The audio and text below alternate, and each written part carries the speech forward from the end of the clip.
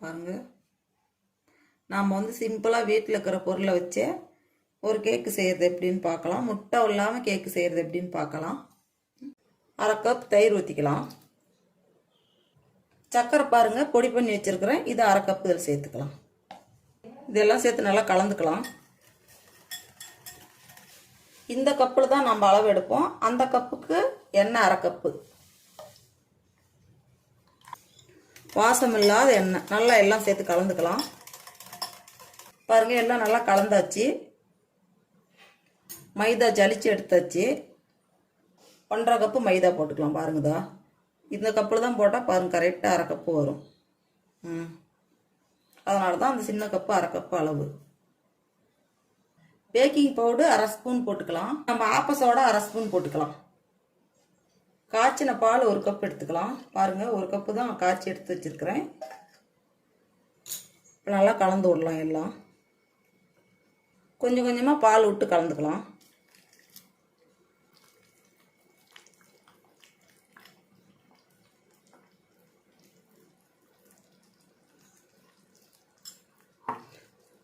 பாருங்கள், எல்லாம் நல்லா கலந்து எடுத்தாச்சு.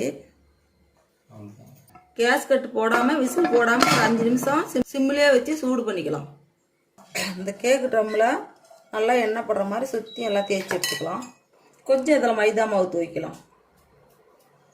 சுற்றி இப்படி படுற மாதிரி தட்டி விட்டுக்கலாம். இப்போ நம்ம கலந்து வச்சுருக்கிற கேக்கை ஊற்றிக்கலாம்.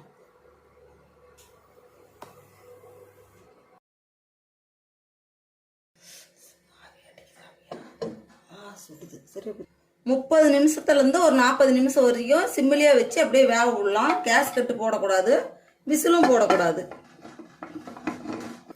பாருங்க, வெந்துருச்சான்னு பார்க்கலாம். பாருங்க, கேக்கெல்லாம் வெந்து வந்துருச்சு.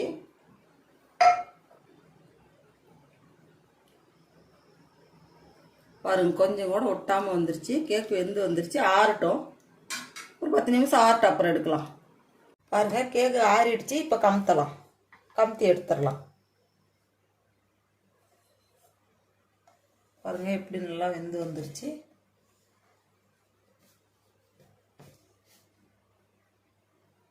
பாருங்க, நல்லா வெந்து வந்துருச்சு புசு புசுன்னு.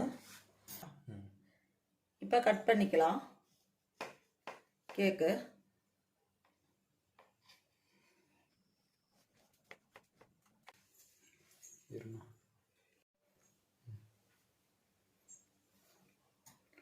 பாருங்க, கேக் எவ்வளோ புசு புசுன்னு இருக்குது.